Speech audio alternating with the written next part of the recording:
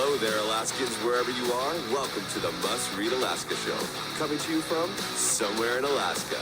This is the place where we talk about, you guessed it, Alaska. Where we keep the mainstream media on their toes and where we are standing up for what's right in a world run by leftists. You can find out more by heading over to mustreadalaska.com and also checking out the Must Read Alaska YouTube channel for some really great content. But first, let's get this party started. Well, welcome everybody to the Must Read Alaska show. I'm your host, John Quick, coming to you live from somewhere in Alaska. And boy, it has snowed a lot over the last couple of days. It has been crazy. And we want to thank everybody that listens, watches, and reads Must Read Alaska. We are so thankful that you do that. And if you want to help keep the lights on here at Must Read Alaska, we're not funded by some dark web nonprofit money conglomerate. We're just funded by everyday folks who care about getting the news out in Alaska. We're funded $5, $10, $100 at a time. You can go to mustreadalaska.com. On the right-hand side there's a little donate button. Feel free to do that. If you already help keep the lights on here at Must Read Alaska, we want to thank you for doing that. It's pretty awesome. We have had a great year this year at Must Read Alaska, especially the Must Read Alaska show. We have been honored to win 2 major awards by the American Association of Marketing and Communication this year, which is very exciting for us. And currently we're top 200 on iTunes in 4 countries, including the US, UK, Australia, and Canada. And so that's exciting for us. Suzanne and I are just plugging away here and, living the dream. So, but without further ado, we have an awesome guest today. I'm going to introduce you to him for a second, and then we're going to get into it. Pastor Bob is a little bit of an international man of mystery. He is a global peacemaker, and we'll talk more about that in a little bit. But he also planted a church in Texas, which happens to be a very large church now. Probably started in his living room with 5 people, like most folks do, and turns out there's probably thousands of people that go to it now. But without further ado, welcome to the Must Read Alaska show, Pastor Bob. John, I'm excited to be with you. I've never been to Alaska. This is the closest I've come to it, and I'm excited. I love Alaska. It's tough being from Texas, though, because we're the biggest of everything until Alaska.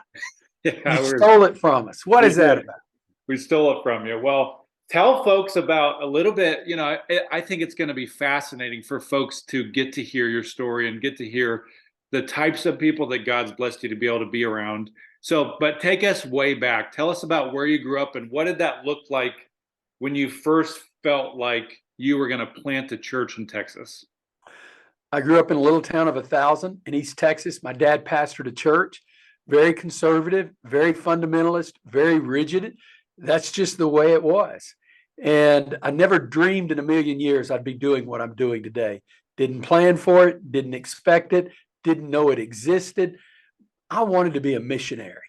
And growing up in East Texas, my high school sweetheart, I wanted to marry her, but I told her, I said, until you have a call to be a missionary, there's no way that we can get married. And it was right after that she sensed the call. And so, Nice. So we went to a community college together, then Baylor together, graduated. I went to seminary, and we applied to be missionaries, but were rejected 3 times. She'd been in some car accidents that cost her the life of her mom, a little baby, and one of her sisters. Little baby they had just recently brought home from the hospital. And so they said she'd have to have all these surgeries. So we were never allowed to be missionaries because of that with my tribe. And so it was a hard thing for us. And I never had any desire to start a church. None. I mean, I wanted to be a missionary. I'd do that overseas, but why do I want to start a church in America? But I had a guy call, and he was with the Baptist denomination, which is what I was raised in. And he said, Bob, we need more churches in Texas, and you need to come start one. And so God began to speak to my heart. And I really didn't know anything about starting a church. My dad went to small churches where I grew up as a little boy in East Texas. He'd grow them large and leave and go to another small church.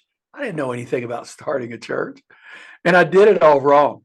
I mean, I train church planters today because I don't want them to make the same mistakes I made back then. I did not know what I was doing, but God was good, and he blessed it, and it grew, and it turned into not one church, but over 200 churches that we helped start. And we began to work around the world, and that's where things got real crazy. That's awesome. So somewhere along the lines, you probably were experiencing some success. You probably looked around the room and you thought, well, how the heck did I get 4,000 people in this room?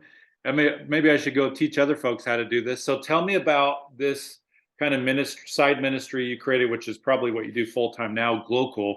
Tell me how that started, and really what is it? What's the purpose of it? That was the whole point, to help pastors not make the same mistakes I did. So there were 2 or 3 things that we did. First of all, I began to realize God blessed all churches. It didn't matter if they were large or small. And I began to study what God was doing around the world. And you may know this, John, but most churches only have 60 or 70 people max. The reality is, if you were to take away the small churches, you've taken away the heart of Christianity. That's New Testament Christianity. It's early church history Christianity. But in my mind, growing up in Texas, we had to do everything big.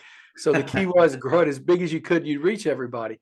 But the truth of the matter is, I realized trying to multiply large churches, if that's our primary strategy, we're in trouble. Because, by the way, there's only a little over 2,000 churches in America that run over 2,000. So if that's the case in America, and even more so around the world, how do we train people to start churches? And so I began to study not just how churches are started, but what is the DNA of the church?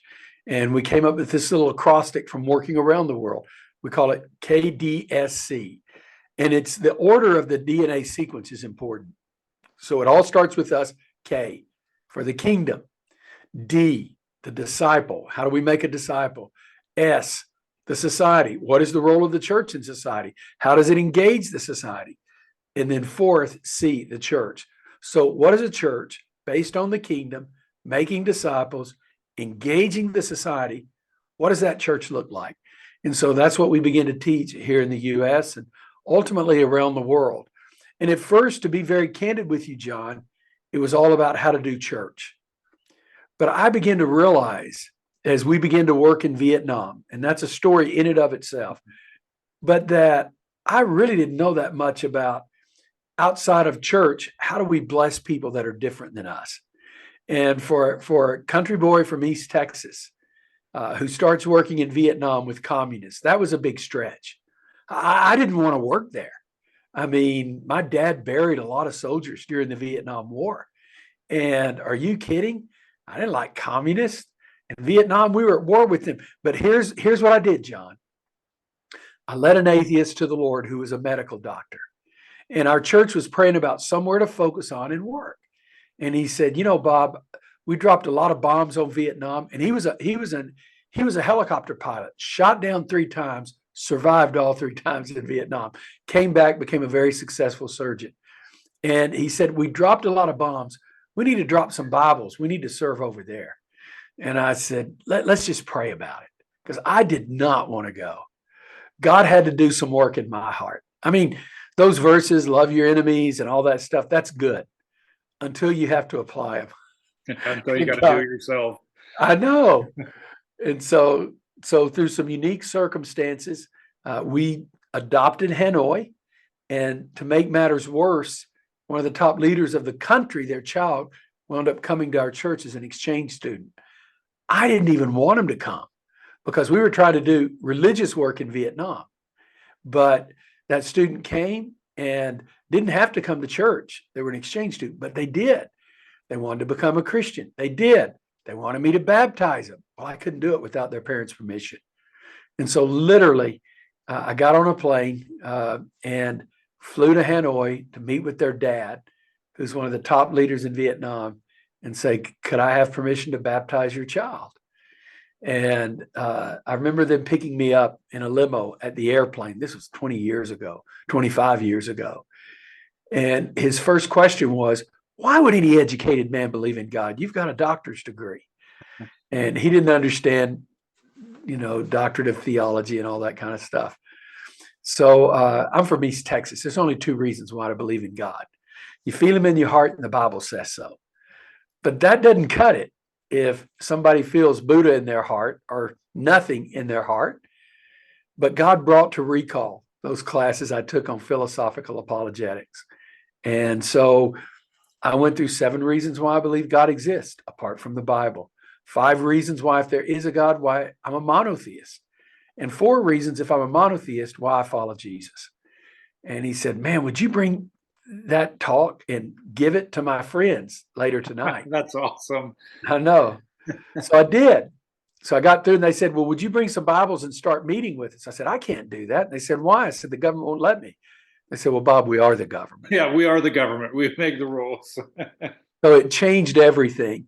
And they started saying, hey, we need help with our schools, our medicines, all this stuff. So we started mobilizing our members, and we have now for over 30 years. And it was a game changer. And so I'm friends with all of them, and they come to our church, and thousands of our members have gone and they serve. And we now have another 15 churches that go with us. So that's how we started. That was my intro to communism. That's and awesome. Working in a communist country.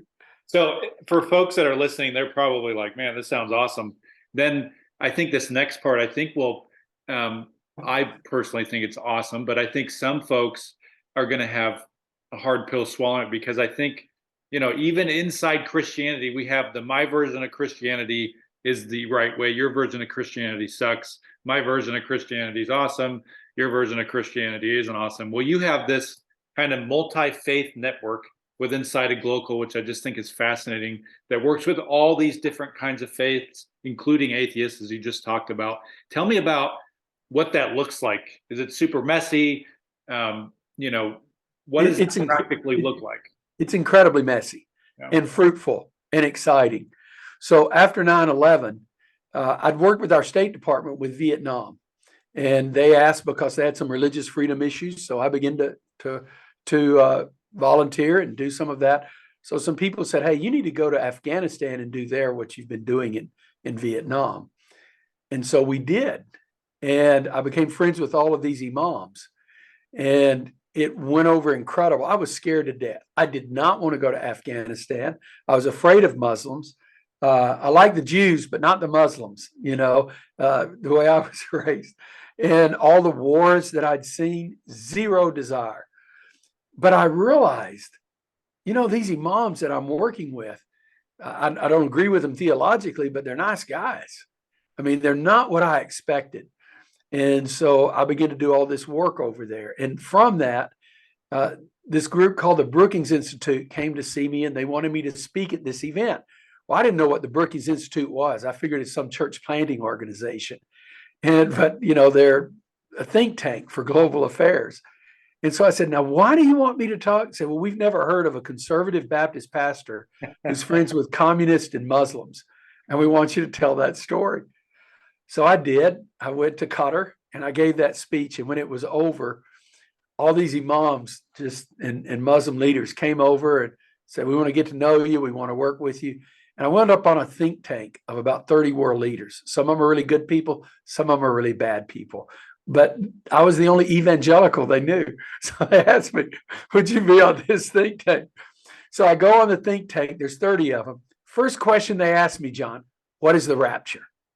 I mean, they wanted to know all about that. They're going straight for it. Yeah, they're going, I thought, what do you guys know? You're a bunch of Muslims and Jews. What do y'all even know about this? So lo and behold, this Saudi prince, who I'm close to this day, one day challenged me. He said, Bob, it's great what you do with Muslims, but you need to work with your church and Muslims in America and start building bridges. I said, Your Highness, that'd be like you starting a Baptist Sunday school class in Mecca. I don't know it'd go over real good. But he said, Bob, that's why you need to try it. So I came back, I met an imam, and then I met a rabbi, and we had this weekend. This is 20 years ago, where the church, the mosque, the synagogue all came together. On Friday night, we went to the synagogue. Saturday, we went to the mosque, and Sunday, they all came to the church. I'd never experienced anything like that. People coming in with their kippas on, that were the Jews, and the Muslims with their hats, and the women in their hijabs. And it was incredible. Our people went wild over it. And so we began to work together to build a bridge. Well, the next thing I knew, other cities wanted to be a part of that. And we started doing events, and evangelicals have the most negative view of Muslims in the world. We just do. The only group worse are evangelical pastors. And so we begin to build those bridges. We begin to work together. And about 2015, I met this imam, 2014, January in Nepal, and they were bringing extremist imams out with some of the pastors that they had persecuted. So we had a meeting with them in Kathmandu, and this imam was there from the U.S. He was friends with Bush and had worked with Bush, and big old guy like me. He's from Sudan. He's African American, and he had a huge mosque, and we just had a blast together. And so we're sitting at that event, and they're giving him all these white papers, and clerics, we're not scholars for the most part. We're not stupid, but we don't need an academic paper to tell us we're screwed up and what we need to do different.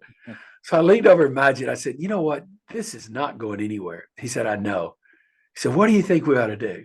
So we started brainstorming between the breaks. We came up with this idea.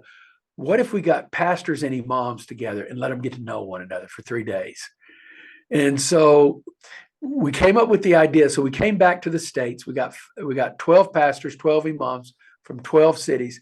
And we took them to a dude ranch here in Texas, horseback riding, fishing, all of it, shooting guns. I mean, the imams, when we started passing the guns, they were scared to death. They said, you're going to get us all thrown in jail. I said, no, don't worry. They said, the FBI is going to show up. I said, look, we're at a shooting range. It's okay. It'll be fine. And so one of my men at that time was with the FBI. And so I called him. I said, look, they're nervous about this. He just started laughing. He said, I'll come out if you want me to, Bob. It's fine. Well, when they got there, nobody talked to one another. They're all scared of one another. By the third day, they're laughing their guts out, all this kind of stuff. And we made an agreement that the majority, we Christians, would stand up for the Muslims, but we wanted them to stand up for Christians and other parts of the world as well. And so then we went to Qatar. The emir paid for it. And we go to Qatar, and we get those same pastors, imams from Pakistan to go. And we took them through the same experience, except we rode camels instead of horses. And once again, it went over huge. On the third day, the emir flew in all of the pastors and imams from Texas, or from the U.S. And we got together and we said, how are we going to stand up for one another's minorities? And it just went over huge. And from there, it turned into an organization called Multi-Faith Neighbors Network. Doug Coe, who did the National Prayer Breakfast in 2017, heard about it. So he wanted me to bring the sheikh. He wanted me to bring a Muslim, and he wanted me to bring a Jewish person and myself. And there's 5 main sessions, and we spoke at 3 of them. So I brought Sheikh Abdullah bin Baya, who wrote something called the Marrakesh Declaration. And it's the first document based on the Quran that promotes religious freedom in Islam ever. Well, he's in his 80s. And he's a revolutionary. There's no other way to put it. And then Jonathan Sachs, a rabbi that just has rocked my world. He's brilliant. And so Doug was literally dying. And he called me right after we got through speaking. He said, I want you to meet me at my office. I'm coming into DC. He was watching everything on television. And so he gets us all in the room together. And he says, Bob, you got to spread this out. Get the Jewish rabbis involved. Well, immediately the sheikh said, let's do it. So we started something called Caravan of Peace. And we took something like ultimately 20 pastors, 20 imams, and 20 rabbis to Abu Dhabi and to Rabat, Morocco. And we came back and we launched it in the cities in the US, and it's just exploded. And we're now in 15 countries. I was in Pakistan the first of the year. We did their first retreat with pastors and imams from all over the country. They just had their first retreat without us. They're now going to the top 10 cities and doing it. Wow. I was in Sudan 2 weeks ago, and we just did their first national retreat. They're going to do it throughout the country. We're doing it in Uzbekistan and Kazakhstan. It's just exploded. So that's kind of what's happened. That's pretty cool. I had Doug Burley on the show a couple months ago. Oh, I love Doug Burley. Yep. And he's a friend of mine, and got to know him through Young Life. And you That's remind awesome. me, the work you're doing reminds me of, it's so funny that you said Doug Coe, because it reminds me so much of the work that group does. But you're starting your own thing, and you're kind of forging your own path here. Do you find where do you find the most resistance to this kind of stuff? Or does it even phase you or bother you? Just keep plugging along. It bothered me in the early days. If you Google me, you'll find out I'm a Muslim who's a member of the Muslim Brotherhood, and it's just goofy stuff. I just found out from somebody who wrote a recent article, I'm a fellow for the World Economic Forum. So I don't, my son once told me, he said, Dad, when I get discouraged, I just Google your name Just and read all Google the your name hilarious and things. start reading about you. Yeah. I think the shock for me, you got to understand, I'm very conservative. I was raised as a Baptist. We had an organization where, as a little boys, it was called Rural Ambassadors, Right. where the goal was to tell everybody about Jesus. So to be candid with you, the biggest resistance I got was from my own tribe. Yeah. I didn't expect that. I figured they'd be all excited. Bob's building bridges and talking to Jesus about these, communists and Muslims. But I found out not everybody gets excited about that. But let me be quick to say, were it not for some of those Bible-believing conservative Christians that have stood with me over the years, it wouldn't be possible. So yeah, there's some that have pushed against me, but there's far more that have supported me and encouraged me and pushed me. Doug Cole was run, Roy Fish, Leighton Ford, Lauren Cunningham. I mean, I could just go on all day long about different people who are there. Keep going, don't stop. I just saw the Jesus Revolution movie, and man, I loved it. And it's all these hippies coming to Christ. Well, I always tell them, they laugh at me, but I want to baptize every Muslim I meet. I mean, I get excited about being in relationships with people that don't have Christian friends. Yeah. So push back there. I get nervous sometimes when I go into other countries. I was just in one where you've got Al-Shabaab and ISIS and Al-Qaeda. So it makes you pray. You're wise, but you're careful. Some of the Muslims push back, but it's open doors. Last year I spoke in 35 mosques. Wow. I spoke at the largest Muslim gathering in the U.S., 30,000. Yeah, there's not too many conservative Christian pastors that have No. an open door all No. over. Yeah. And I don't compromise my faith. I tell them exactly what I believe. I'm just nice about it. I'm not hateful or mean about it. That's all. So do you think some of your secret sauce is, today's day and age, everybody's on this 24/7. The stats are just depressing, TikTok and Facebook and all that. People are just on their phones all the time. When I hear you talk about, we went in there and we did the work, my guess is you went in there and you were building relationships. Is there something to be said about just getting off your phone, getting off the tech stuff, and going and getting to know somebody for who they are? It's all about the relationships. We've had some significant foundations that have come beside us, Templeton, El Hebrew, others. We have governments that we work with, our own government, and people, the key, and what's interesting, for what it's worth, most of our funding is not from Christian sources. It's from foundations who value peacemaking, frankly, more than we do as Christians. What we don't understand is that peacemaking opens the door for all those other conversations that we want to have. And it's like they'll come in and they see the results. And so that's why people fund us, because we have legitimate results, not just the retreats, but we're getting the clerics together. It's all about the relationships. When we start every retreat, that's what we tell them. You're not going to hear lectures. You're going to hear 3 lectures over 3 days. The lectures are 20 minutes.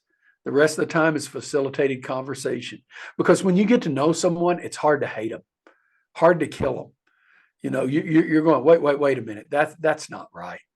I mean, I've been in meetings where literally imams have apologized to pastors for going to the governments of the countries they were, because they didn't want their churches built and they didn't like Christianity. They've literally apologized for their headaches. I've been in meetings where Christian pastors here in America have asked the imams to forgive them for the hate they felt towards them. So when you get to know, it's easy to dislike somebody you don't know. When you get to know them, man, you are exactly right. It changes everything. Yeah. So you do a lot of big impact type stuff. I mean, you're literally all over the globe. forging relationships with folks to hopefully build bridges and create peace. What about, there's going to be people that listen to this and think, I can't do what that guy does. That guy's going all over the place, meeting with world leaders. What can somebody that's, living in the woods in Alaska, how can they make a difference? Or somebody that's, lives in a city who goes to church once a week, if they're lucky, and has, soccer practices and PTA and 12 other things and 4 jobs, how can they make a difference in their community? You can. One of the things we do with the retreats, the goal really is not the pastor, the imam, or the rabbi. The goal is the people. And so we have 5 things that they do. First, they go to one another's home for a meal, so they get to know one another. Number 2, after they've done that, there's a mixer between the church, the synagogue, and the mosque. And then third, we do community projects together. Simple things like clean up a soccer field, or work in an after-school program together, or serve meals at a nursing home. It doesn't have to be complicated. My wife, she does a thing, it's called Embrace. And sometimes she'll call me, she says, go watch a movie till late. I've got all these Muslim Jewish women over here that jobs are off. I'll call you when you can come home. You don't have to do the most significant things that I do. It's not the big things, John. It's the little things. It's the retreat with 30 pastors and imams and rabbis. Those are the most significant things. But because those work so well and they impact the community, I get invited to speak at those big events, to tell those stories. That's what happens. That's why I've spoke at the World Economic Forum. I speak at tons of stuff, the White House, you name it. We go in and we just tell the stories. It's not, I'm smart, download my lectures. It's not like that. It's how do you build in relationship? So who's the most diverse person you work with? And you don't have to agree with them. See, we think if I'm friends with that person, that means I agree with them. No, it doesn't. Jesus was at the woman at the well. He didn't agree with their lifestyle. He was with the Pharisees. He didn't agree with them, but he loved them. And he gave them the time of the day to talk to them, to build relationships. If you were to just focus on the most diverse person you're around and just saying, you know what, I don't agree with that person, but I may be the closest thing that there is to a Christian loving that person. I'm going to be the one that loves them. Man, you have no idea how far it goes. And here's what else I discovered. I grew up in Baptist culture where we share the gospel one time. And if you share your faith with someone, they don't accept Christ, you dust your feet and you forget about them. That's really not what that verse was talking about. You know what I've discovered? Many people in the younger days, when I was leading people to the Lord, it was about all speed. Hurry up and get them to faith in Christ. And I still think that's fine. But the people that come to faith in Christ that I work with now, it's not unusual for it to take months or years. Mm-hmm. And I think we as long as people have breath in them, we need to love them and love them for who they are. And if they feel like the only reason you're loving them is just to convert them, they're not going to listen to you. But if they know you care about them, but it also changes your heart. Because for me, makes me pray a lot more for people I know that don't know Jesus, but I want them to. And so, it's changed me. So people are going to listen to this and they're going to be like, I got to hear more about what this guy and what he's up to and what's he about. I know that you have your own podcast called Bold Love, which is very exciting. Tell folks where they can find it and kind of what that podcast is about. So it's easy to find. You can go to any of podcast platforms, it's there, or you can go to the glocal.net website, GLOCAL, glocal.net website, or the mfnn.org website. That stands for Multi-Faith Neighbors Network, mfnn.org, and it'll show where the podcast is. We're on Twitter, Instagram, Facebook. Those are the websites. The podcast is all over those. You can listen, you can find out what we do. And if you're listening and you wanted to have a chapter in your city, you feel free to reach out to us. We'll respond. Nice. Well, I appreciate you, Pastor Bob, coming on the show. And I'll put links to all that stuff into the description of the podcast so people can go check it out. I want to encourage people to go check it out. If you are living in a city and you don't get out much, I think Bob's going to be a guy that can encourage you and entice you to get uncomfortable in your life and get to know folks that you may not otherwise even agree with. And so, Bob, I appreciate you challenging everybody today to love folks that you may not otherwise have even thought about loving. I think that's a cool concept. So thanks so much for joining us today. We wish you nothing but success here from Must Read Alaska. And until next time, I'm John Quick from somewhere in Alaska.